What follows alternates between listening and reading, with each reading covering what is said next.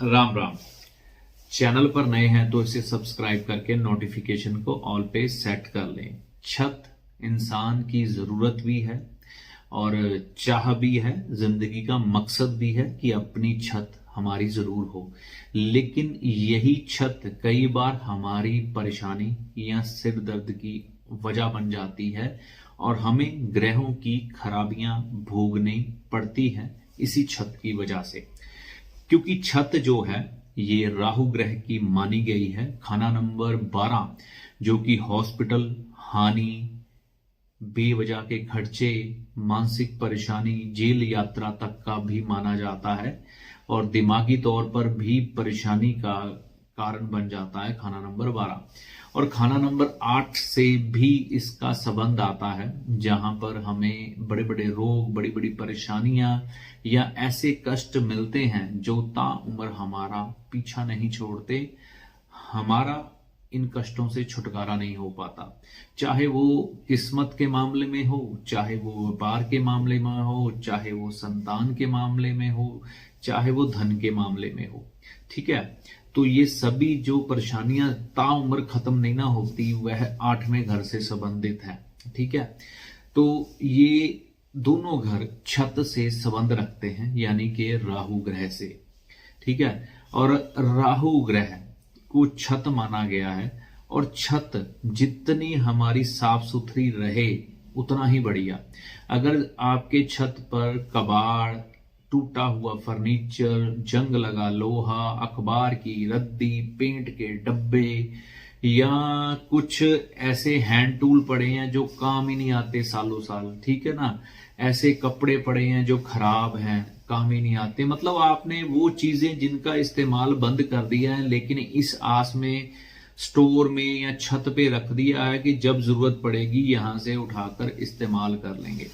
तो ये सब चीजें जब छत पर पड़ी रहती हैं तो एक नेगेटिव प्रभाव देना शुरू कर देती है। इनमें से एक ऐसी ऊर्जा उत्पन्न होती है जो बैड राहु की मानी जाती है, बुरे राहु की मानी जाती है। फिर एक्सीडेंट, बीमारी, बेवजह के खर्चे और धन की हानि, पारिवारिक रिश्ते खराब, मानसिक तनाव, बच्चों के जीवन में अस्थिरता आनी शुरू हो जाती है।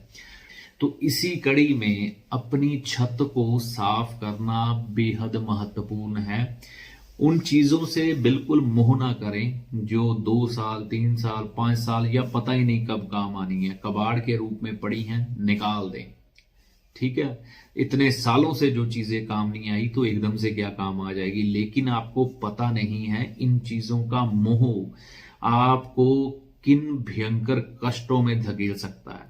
तो छत को अगर आपने साफ रखा, बिल्कुल नीट एंड क्लीन, डेली इस्तेमाल की चीजें ही ऊपर रखें, 2-4 दिन में, 5 दिन में, सप्ताह में इस्तेमाल हो जाती हो वही चीजें छत पर रखें।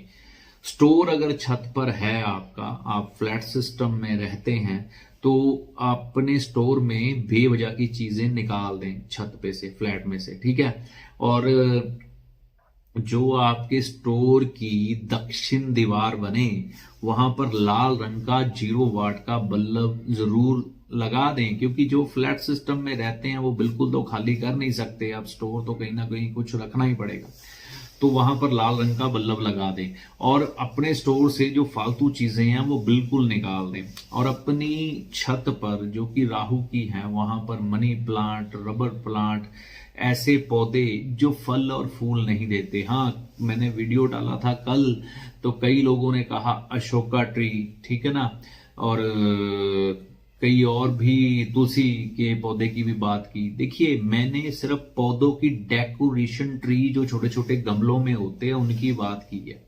ठीक है, अशोका ट्री वगैरह ये इन कैटेगरी में नहीं आती। छोटे छोटे डेकोरेशन जो गमलों में होते हैं ना, नपुंसक पौधे होते हैं, वो पौधे बोला, ध्यान से सुनिए, वृक्ष नहीं बोला मैंने। वह पौधे अपनी छत पर 12वें खाने में नहीं रखने, ना ही घर में रखने हैं। ठीक है, तो छत जब एकदम से बढ़िया आपकी हो गई तो छत को सप्ताह में 1 या 2 बार जरूर क्लीन करें, पोछे से करें, पानी से करें, झाड़ू मार के करें, छत क्लीन होनी जरूरी है। वीरवार के दिन यानी कि बृहस्पतिवार के दिन दूध का छींटा अपनी छत पर जरूर दें या गंगा जल का छींटा अपनी छत पर जरूर दें। अपनी छत पर कोई टेडी बियर का खिलौना जरूर रखें साफ सुथरी हालत में, ठीक है। टेडी बियर का खिलौना छत पर पड़ा रहे, क्योंकि छत जितनी बढ़िया जितने अच्छे तरीके से आप रखेंगे आपका राहु ग्रह उतना ही आपको अच्छे परिणाम देगा। तो उपाय मेरे इसी पर केंद्रित होते हैं कि आपको कष्ट ना उठाना पड़े, ठीक है। ये छोटी छोटी चीजों का ध्यान रखकर, ठीक है, सफाई तो करनी होती है घर में, स्टोरेज तो करना ही होता है, लेकिन एक ढंग से कर लें, जो चीज जरूरत है वही रख लें, बाकी निकाल दें, तो अपने आप ही ठीक हो जाते हैं। ज्यादा प्रयास करने की जरूरत नहीं पड़ती। तो बस इन चीजों का ध्यान रखिए और आपको अपने आप लाभ मिलना शुरू हो जाएगा। तो करके देखिए, आपको लाभ होगा, ऐसी आशा करता हूं। वीडियो आपके लिए लाभदायक सिद्ध हो। अगले वीडियो तक के लिए जय माता दी।